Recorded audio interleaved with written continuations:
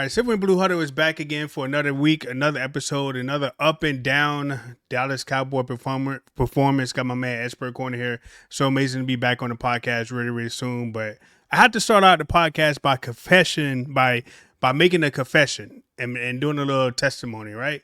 Because Esper, I'm in love with something that don't love me back.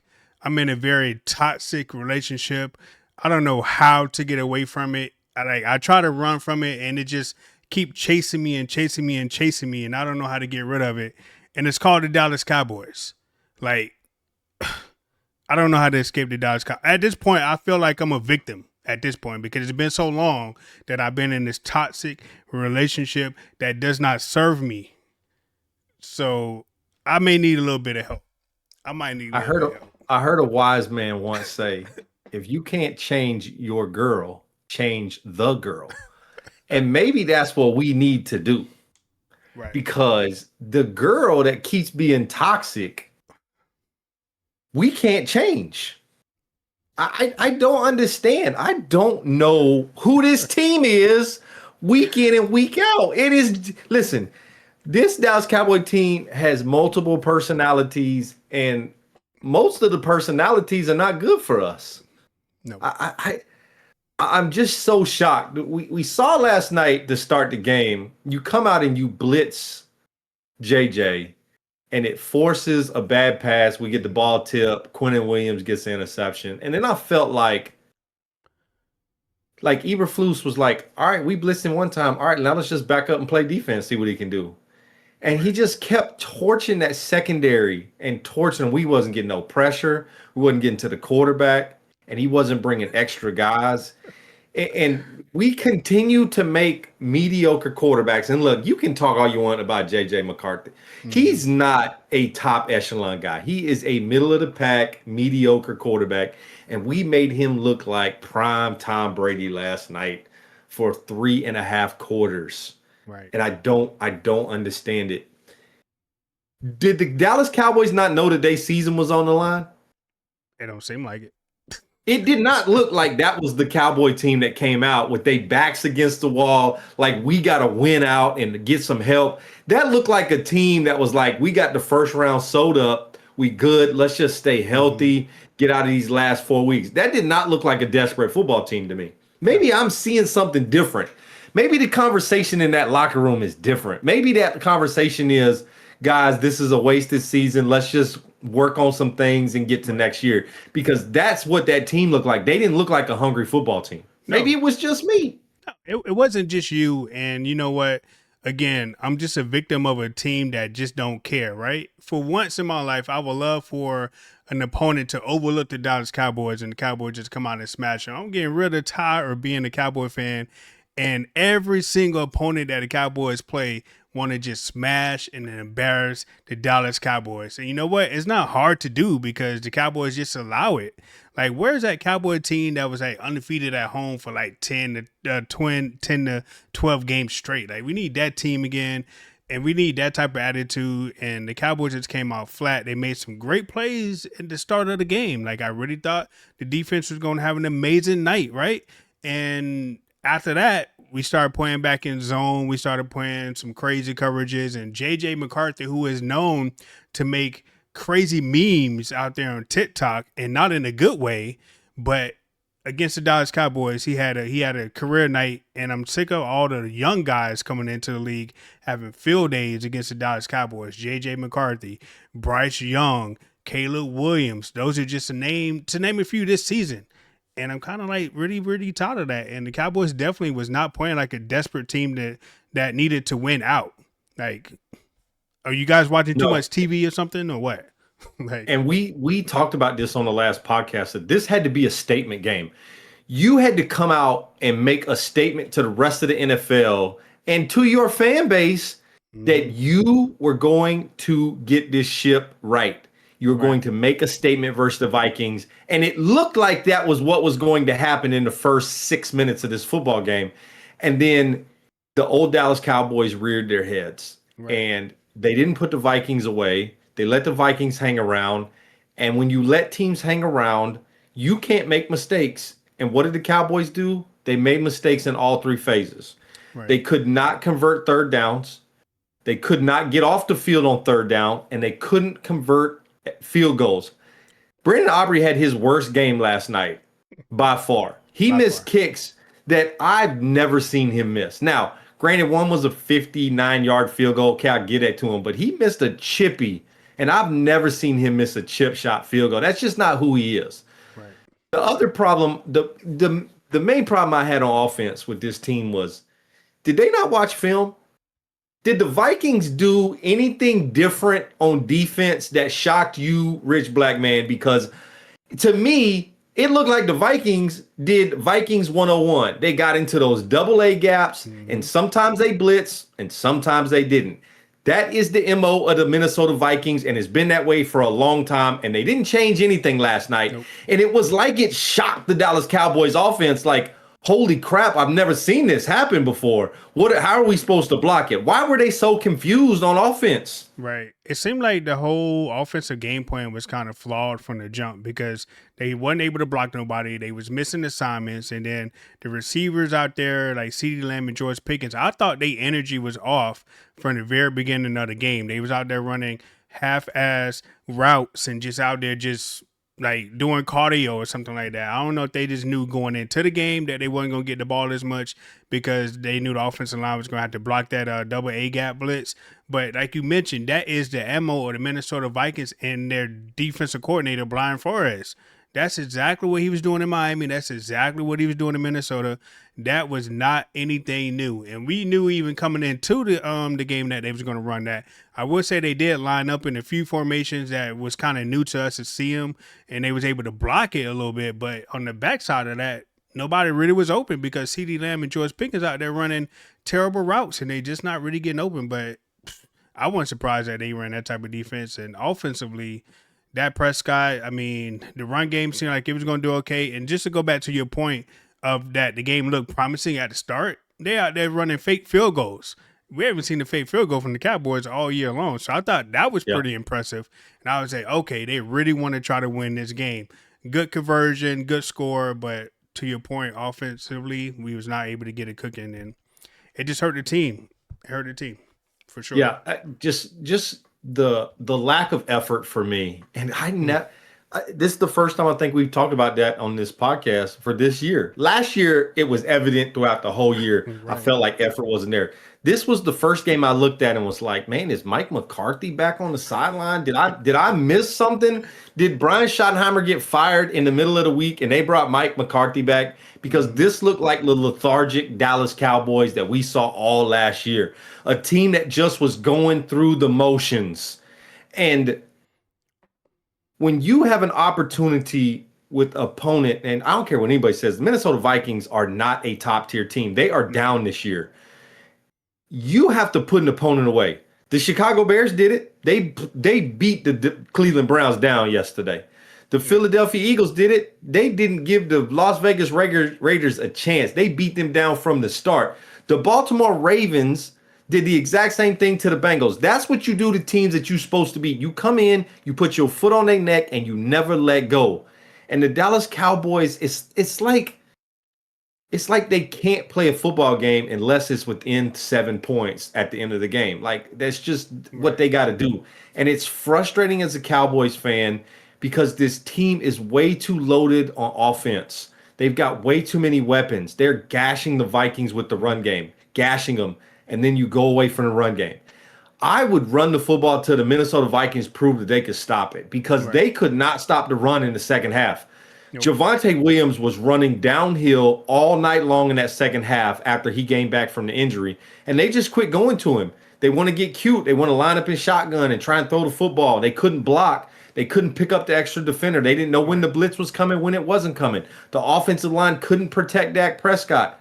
It was an all-around horrible game from the Dallas Cowboys, and nobody can get on that podium afterwards, and I don't want to hear a single thing of we got to rally, we got to try better, we got to get in there and watch film. None of that matters to me at all. None. Zero. Because you had an opportunity to put the destiny back in your hands, win a football game, and put yourself back in the conversation. Now, would they have made the playoffs if they won last night? I don't know.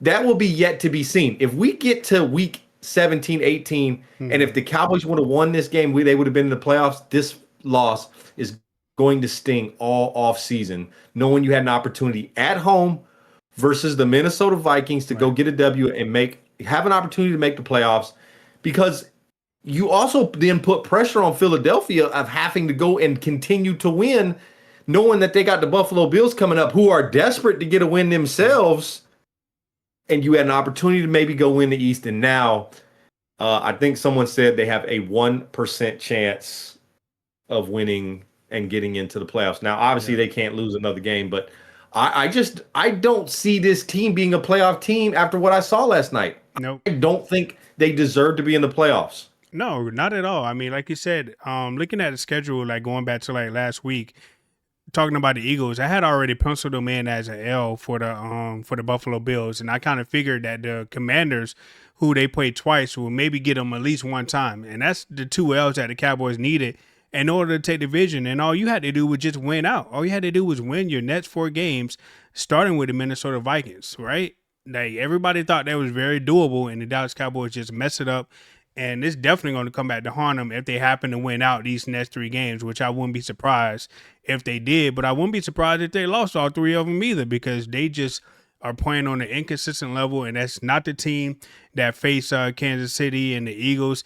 At this point, next year, just put us against all the top tier teams, because they may be seen to show up for those teams when they lose against the Panthers, lose against the Bears, and the Broncos and the Cardinals, and then now the freaking Vikings. Like, we don't need to play I, the people below us. I started to look back at those two wins versus the Eagles and Mm, versus the Chiefs and started to think maybe those aren't as big of wins as what we made them out mm, to be.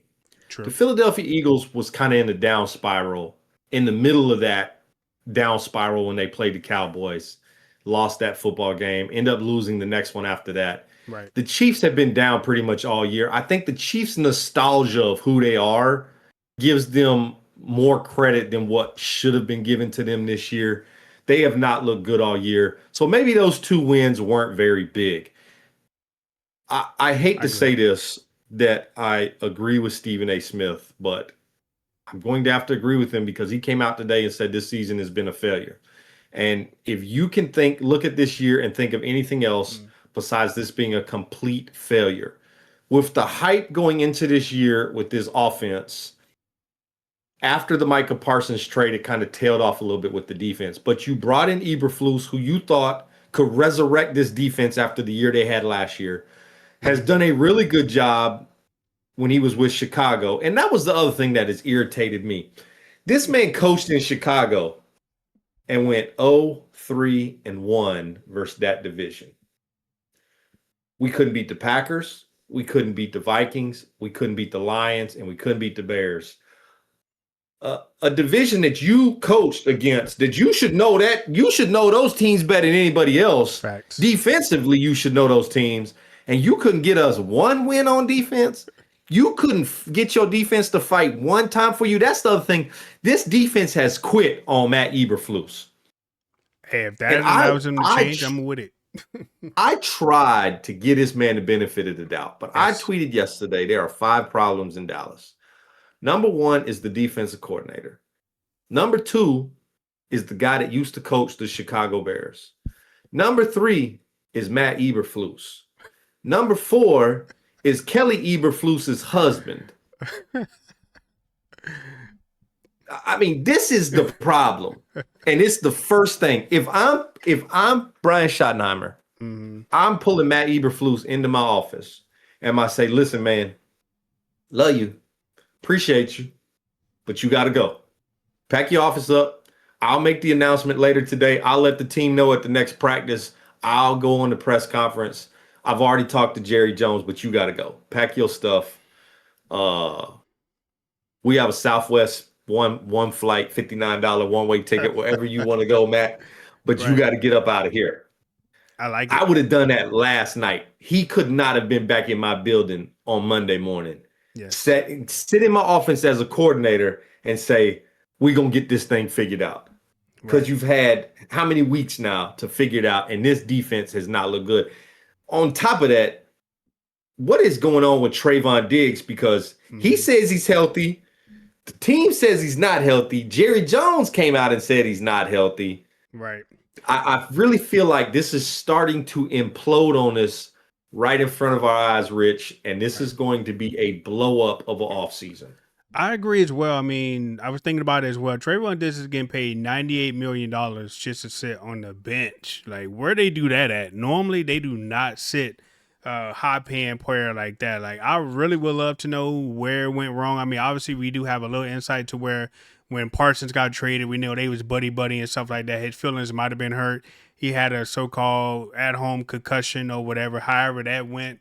And we haven't seen him since. So I would love to know what his issue is. And he might be better than some of the other DBs that we currently got there. I would love to just go out there and have him get beat or something, but I just need to see. But I do know one person he could. What did you say? He could play How linebacker. much was he worth?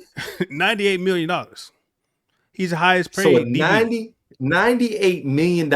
You are valued at $98 million, and you upset because your friend got traded? He was. He you was worth upset. $98 million. Y'all could be friends for $98 million. Y'all could be friends anywhere on the planet Earth. For $98 million, you guys have unlimited funds when the football season is over to be friends anywhere. He's still your friend. I don't understand it. If that is true, and he's really upset because Micah got traded, I really feel bad because for $98 million, y'all can all go away for $98 million because I'll just make a phone call and you be anywhere I need you to be for $98 million. Right. I do believe he can probably take Kenneth Murray's spot. He got to be able to play better than Kenneth Murray. Like, I want to know who told us Kenneth Murray was a good linebacker. First off, you need whoever that is, please come to the microphone. I need to first check on you mentally to make sure that you're okay. Kenneth Murray is a traffic cone on defense. Jerry Jones, listen, Jerry Jones, hit my DM. I'm going to tell you this right now. I can play better than Kenneth Murray. Right. That touchdown, if you go back and watch the touchdown to the Vikings, Kenneth Murray is running the opposite direction. Like, what is he looking at? What is he watching? Because he's not watching the running back at all. Bruh. I don't understand what he's cluing in on. It's first and goal or second and goal from like the 2-yard line. Your responsibility is the running back, probably at middle linebacker, if I'm guessing, right? I never played linebacker, but I'm pretty sure your first read is the linebacker, is the running back. And if he gets the football, you probably should go in there and hit him. Kenneth Murray, he's running away. He's lost. Then the touchdown to J.J. McCarthy. Listen, fake Troy Polamalu, I've stuck up for you on this podcast week in and week out. Facts. And listen, he laid a hit stick on the running back on that play. The only problem is the running back didn't have the football, and the guy that you're supposed to be watching as the guy on the edge had the football, and he's over there doing the gritty into the end zone while you hyping yourself up for hitting the running back 2 yards deep in the hole when he don't even got the football. Like, I could see if like we lined up versus the Vikings and they players was just better than our players and they beating our players. I'm going to tip my hat to those guys, man. Justin Jefferson, that's a great football player. That's just a great play, right? But when it's fundamentally sound mistakes where you just not doing your job, you trying to be a hero and go make a play on the other side of the field when that's not your job. Your job is to watch that quarterback in case he rolls out. I got him. Yep. Just do your job. If the running back scores because the middle linebacker didn't do his job, you did your job and didn't let the quarterback score. But we trying to do superhero things when we don't need to, and it's making us look really bad. This defense is not coached very well, which is why Matt Eberflus got to go now. I agree. And I believe that actually wasn't stopped if he would have just contained J.J. McCarthy. Absolutely. The running back was already stopped. Outrunning him. Yeah, the running back was already stopped. So why are you leaving your contain to go lay a hit stick when the quarterback actually got the ball? Like, what are you doing? What are you doing? Trying to be a hero. And Kenneth Murray, oh my God. Like, I I don't understand why we trade for Logan Wilson if we're going to continue to start Kenneth Murray. Like, I would love to know what Jerry Jones saw on tape or saw in games that Kenneth Murray was worth any type of draft pick. Okay, he ain't even worth $1 cash consideration at all. Like, what was you watching, Jerry, to make that trade? Because that dude is hot garbage. But stat wise, Dak Prescott 23 for 38 for 294, 0 touchdowns. He took 2 sacks or whatever. Javonte Williams 15 for 91, 1 TD. Malik Davis also had a TD as well, 8 for 21. Javonte did have a little bit of an injury into the game, something with his neck, but he was able to come back and do some damage with that. They was not able to stop that trap play. So I don't know why we went away from it. They was not able to stop it at all. 15 for 91. That's 6 yards a carry. Why does this man not have 25 carries? It's 6 yards a carry. Hand the football to this man 25 times. I don't get it. I don't get it whatsoever. Right. And people say JJ only had 2 for 22, but that wasn't by choice. It wasn't because like we had him locked up or anything like that. It's because his quarterback was JJ McCarthy and can't really give him the ball. Because JJ probably should have had like 2 touchdowns in the end zone, but the quarterback messed it up. But stat wise, it was terrible. I mean, I would love to know. We put up 26 points, but Dak didn't have no touchdown, nothing like that. But this offense is but that's my problem though, is that yes. you're giving up 34 points to a mediocre offense that's not putting up 30 plus points a game. But you feel on offense that if you just kick field goals the whole time, you got a chance of winning the ball game. At some point, you have to realize this defense not getting stops. I got to score touchdowns, which means 4th and 3, 4th and 4, anywhere close. I'm going for it. I'm taking a risk. I'm putting my offense on the field. I don't trust that guy coaching the defense to get me a stop. I got to be aggressive and go get points. Right. And you didn't do that. You allowed the Minnesota Vikings to dictate this football game. Right. I just don't get it. I really don't. It took us 11 plays just to get a touchdown from 35 yards. It took us 11 plays. Any good team would been in the end zone with like 5 plays.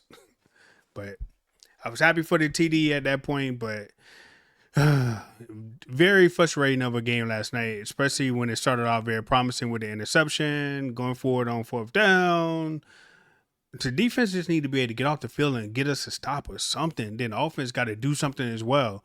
I'm tired of seeing those little stupid jet sweeps too. Like, can we please stop that?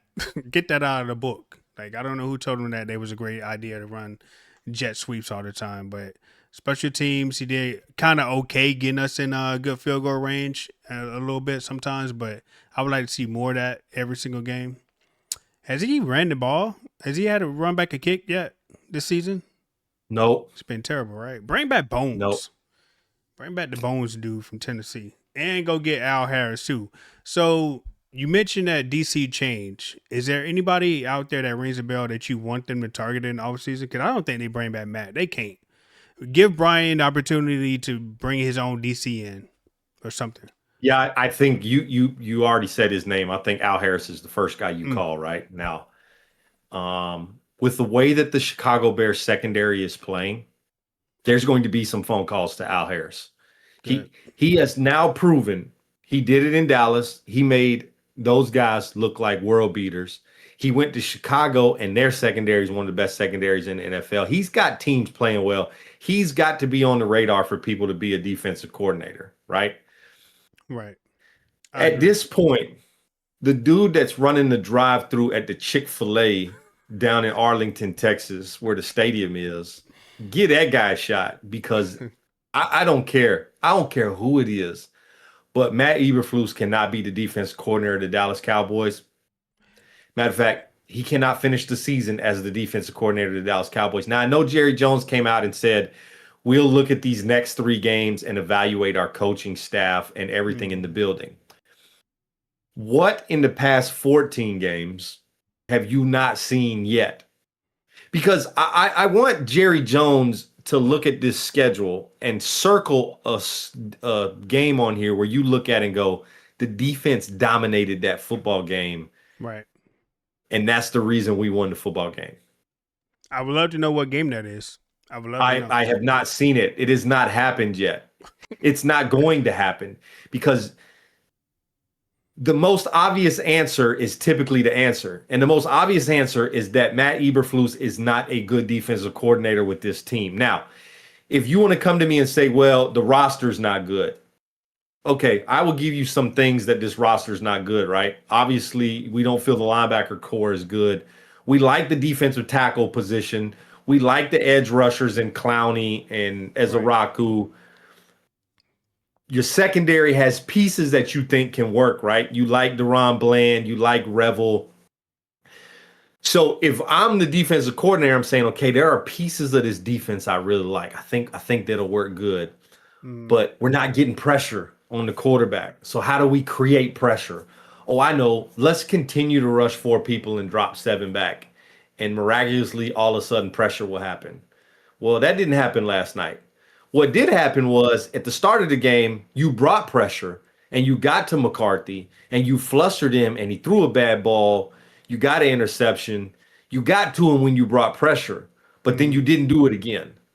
Nope. You put it in spots, but you weren't aggressive with it. Where if I'm the defense coordinator, I'm not getting stops. I got to do something to change the narrative on defense. And so I don't see what else is going to be shown in these next 3 games that proves to me that Matt Eberflus can coach this defense. Correct. Is there anybody on his staff? They all got to go, right? Every single one of them. Okay. There's not a defensive coach that I'm hanging on to, right? Because at some point, somebody in that defensive room has got to go to Matt and be like, hey, man, I coach the corners. They not covering anything. Like, can y'all please get to the quarterback quickly? Like, blitz the safety. I don't care. Bring an extra linebacker. Bring 2 linebackers. Make us play man-to-man for 3 seconds and bring 6 people, 7 people. Right. I don't care what you do, but what you're doing is not working. And you continue to do it game after game. And now you got a Chargers team that's about to come into Dallas that's 10-4, hungry, and needs a win desperately. And so what Cowboy team is going to show up next week? Because the team that you put out there versus the Vikings was embarrassing. Right. Not just embarrassing to you as a head coach, Brian Schottenheimer, but it's embarrassing to this fan base that we got to continue to see this week in and week out. And I keep hearing stick together and we a family and all these great words that you've been speaking since week 1. I told you last week that if they lost to the Vikings, Brian Schottenheimer is on the hot seat for me. I love it. Get rid of them all. Get rid of them all. The season is at this point, we paying a quarterback $60 million. You just talked about we paying a corner $98 million to stand on the sideline. You got 2 top wide receivers. That CeeDee Lamb had over 100 yards yesterday. He was the one bright spot on offense. Him and Javonte were the 2 bright spots on this offense. But you got a Tyler Guyton at left tackle that can't stay healthy, and everybody you bring in and back up can't play left tackle. What's his name? I don't understand. Nate Thomas? Get rid of him. I mean, I don't know if he was faking the injury or if the Cowboys told him stand on the sideline and keep rotating your arm. Like, how many times was he going to rotate that arm and bring it up like he was trying to block somebody with no trainer standing around him? Like, my guy, go see a trainer and try and get that arm worked on or something, because you stand on the sidelines doing this was number. Was that the same guy that was blinking his eye and stuff like that? Like, looking up and blinking his eye? I'm like, bro.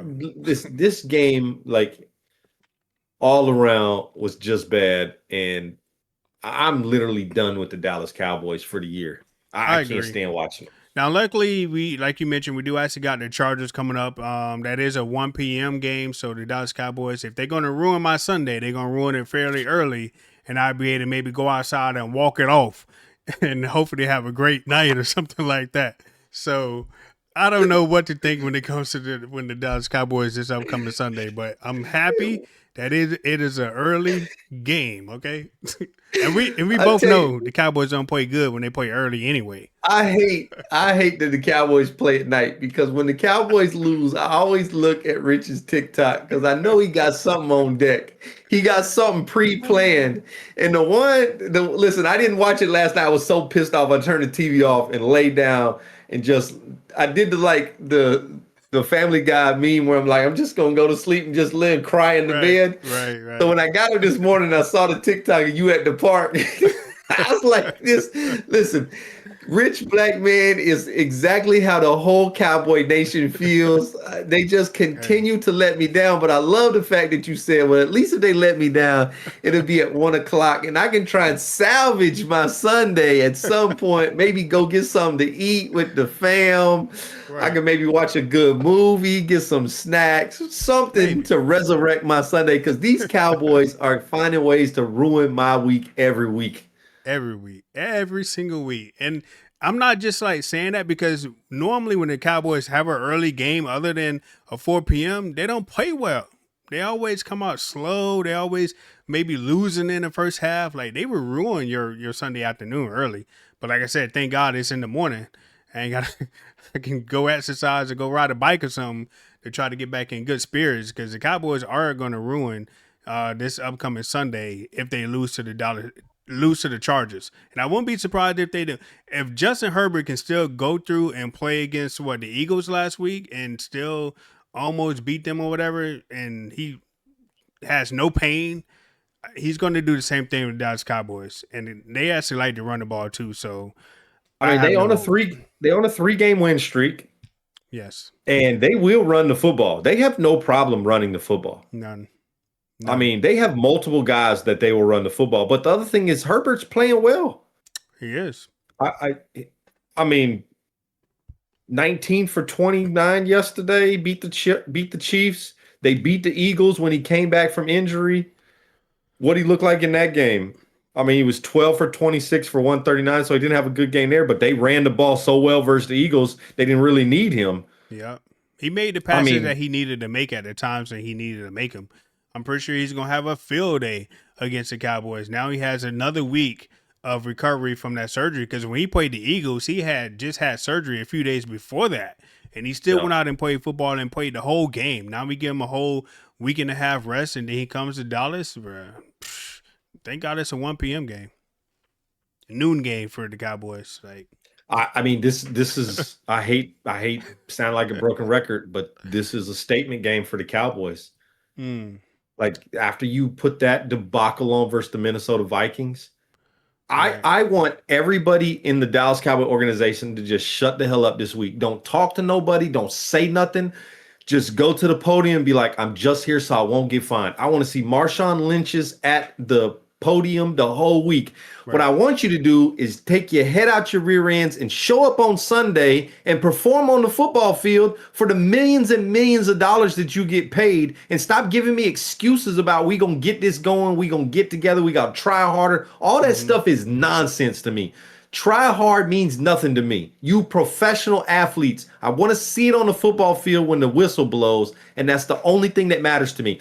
There's not a if there's not a true Dallas Cowboy fan in this world that is going, you know what? At least they trying. They Right. at least trying. As long as they playing together and they trying. We don't care about that. Mm-mm. Cowboy Nation wants to see W's. That's Right. all we care about. W's. Go back, go back and watch the film. That's it. That's what they got to do. I don't want to see y'all watch film on the Chargers. Don't watch film on the Chargers. Skip all that. Go and pull out the Dallas Cowboys when they had the Great Wall of Dallas with Emmitt Mm-hmm. Smith and Michael Irvin and Troy Aikman. They didn't let teams get into football games. They put their foot on people's necks and just pounded them to death. And they told you it was coming. We coming right, we going left, we running sweep, we running the draw, we running ISO. It's coming down your throat. Here comes the train. Larry Allen, go watch Larry Allen's special. He used to make a whistle sound like a train was coming and let you Mm-hmm. know we fixing to run right here and you can't stop it. Right. Now, do you know, watching the Cowboy, you've been a Cowboy fan all your life. And in this last era of the Dallas Cowboys, first down, first play of the game. Do you know what that play is? Yeah, it's gonna be a run every single dang time. And it's not even like a disguised run. It's ISO right, ISO left. They don't change anything up. This is what you can count on. If the Dallas Cowboys get two big runs with their running back, the next play is a play action pass. Guaranteed. Javonte Williams had a 12-yard run and an 11-yard run back to back yesterday. Not one time, twice. He had two big runs back to back. On the very next play, what did the Dallas Cowboys do? Play action pass. And the Minnesota Vikings knew it was coming and they brought a blitz. And Dak either got sacked or he had to roll out real quick and got rid of the football, or it got tipped and it wasn't a complete pass. If you are running the football at that clip, I'm going to make a defense stop me. Right. Please come up here and show me you can stop the run, because that offensive line can run block. Now, they can't pass block very well, but they can run block. And they get downhill run blocking. And Javonte was the benefit of that. And then they just go away from it. Yep. They get into the red zone. They get in the red zone. We throwing the football 3 times in a row. Need 3 yards? We're not running the football. We're going to throw it 3 times in a row and not get anything. Play action pass to the tight end. It's just so frustrating. This team is just so frustrating to me. Right. And I just feel so bad for the young Cowboy fans that have not watched the Cowboys when they won Super Bowls, that have had to deal with this their entire lives. This is what it feels like to be a Tennessee Titan fan, and it feels like to be a Cleveland Brown fan, and I just a Cardinal fan. This is what my son has had to grow up. And he can't say anything to anybody because his team hasn't won anything since he's been alive. Right. Now I understand what it means to be a Titan and a Cardinal, and all these mediocre teams have been mediocre everybody's entire life. Yeah. That's what the Cowboys are, just a mediocre football team. Yeah. And I will say that I'm actually sick of some of these other teams all of a sudden having consistency in their organization, and the Cowboys have had pretty much the same core for a little bit. Like, look at the Chargers. The Chargers was down and out a few years ago, and I look at them now. They are 10-4. 10-4, and we probably couldn't name anybody outside of Justin Herbert. They even got old man Keelan Allen came back to the Chargers, and they 10-4. You want to know why they're 10-4? Because they got a head coach that ain't at the podium talking about unity and all that. Nope. He in that locker room saying you either run down people's throat or I'm getting rid of you. Right. I need Bill Parcells back is what I need. I need a coach that don't put up with no nonsense, a Jimmy Johnson type coach. That's the type of coach I need at this point. Like, I love Brian Schottenheimer. I think he's a good dude. But at some point, that unity and butterflies and peach ice cream nonsense is not working in the NFL. Right. Now, I did have, before we get up out of here, I did have a notion. Like, obviously we like Brian Schottenheimer as an OC or whatever. He calls some good plays every now and then. But do you think at some point the Cowboys just need just a head coach, and that head coach don't have other duties other than just to coach the team? Like, he hires an OC, he has a DC, enough of this dual role type person. Because if Brian Schottenheimer is calling the plays, when somebody messes up, I don't ever see him go get in somebody's face and yell and scream. Last night was the first time. I saw him get upset at whoever he was yelling at. I don't know if it was yelling at Eberflus on the sidelines. Yeah, I think it was Eberflus when he had to call that timeout. Yeah. When the Cowboys couldn't get lined up properly, and he had to run down there and call a timeout, and he kind of asked him, "What the F are you doing?" I saw that for the first time, but the problem is that you can never be the tough guy if you start out not being the tough guy. Like, you can't come in here and then all of a sudden be tough to me when you were hugging and doing dancing and doing all that on the sideline at practice and doing all that. You can't all of a sudden then be Mike Tyson to me. Like, you got to start that way, and that's got to be your MO. And I love that you said that. At some point, we got to separate those two jobs. Like, if you want to be an OC and call plays, great. Be an OC and call plays, but let me bring a head coach in here to manage this, to coach the team, and you worry about offense, because that's what you're good at. If you want to be a head coach, then bring someone in to call plays on Sunday, and then you just work with him throughout the week and get him ready to go, and you be on the same page. But he's calling plays, and you're the head coach. It didn't work with McCarthy calling plays and being the head coach. It's not worked this year with Brian Schottenheimer. Something's got to change. I don't know. Does Jim Harbaugh call plays? I don't think he does, right? No, he's just head coach. Absolutely not. Yes. So I would love for the Cowboys to get away from these individuals that want to have dual roles. Like you said, we need somebody that's just going to be managing the players on the sideline and managing the game. How you doing both when you got to call plays? Like when the defense out there, you're thinking about your next offensive series. So then you got players behind you back there cutting up, acting a fool because they know they ain't got nobody that's back there managing them. So get rid of the dual role. Like if you want to be an OC, just that's all you're doing. You're not being a head coach of the football team. We need a head coach. Because that's the issue. So do you got the Cowboys winning? You got the Cowboys winning this week? If that team from last night shows up, they're not beating anybody the rest of the year. The Giants are beating them if that team shows up. Last home game of the season, man. I actually feel bad for the fans that actually go to the game because I know the Cowboys game is expensive, okay? And even if you're sitting down below, you got to look up at the big TV. And even if you're sitting up top, you're looking at that big screen TV. But that's probably still about another $300-$400 ticket that you had to pay for. And then you got to probably pay $100 just for parking. So you probably $500 in the hole. You get parking $20-$30, but you got to walk. Really? You got a long way to walk. Don't park at that Walmart. If you want something to drink, it's going to cost you an arm and leg to get something to drink, something to eat. Right. But you think those guys on the field care about the fans in the stadium? Of course not. No, because if they did, I would have seen effort last night. I would have seen guys. What was funny was if you saw the last series for the defense when they knew the Vikings were running, then all of a sudden we want to run and dive in the backfield and try and get a stop. Where is that effort in the first 3.5 quarters? Like you can't tell me, you cannot look at that game last night and say, man, that team just got beat, right? They tried their hardest. They did everything they possibly could. The Vikings were just better. You can't look at that game and tell me that. And because you can't tell me that, that means something's got to change from the top down. And I'm tired of people talking about it's Jerry Jones' fault because Jerry Jones wasn't the guy on the sidelines trying to be the head coach in OC. He wasn't one of them players not giving effort. He wasn't the quarterback. He wasn't a running back. He wasn't a wide receiver. He put all those guys in position, paid them millions of dollars and said, go do your job. And they didn't do the job. We got to stop looking at the owner. And we got to start looking at the guys making millions of dollars, not putting the effort on the football field. Yep. Definitely get someone in there on the defensive side that matches the personnel or change out the personnel and the defensive coordinator. That's what you're going to do. Either you're going to get somebody that is able to coach zone or man-to-man. Go get a defensive man-to-man defensive coordinator because that's the type of players that we got. Or you switch it up and get all zone type players and get you a zone DC.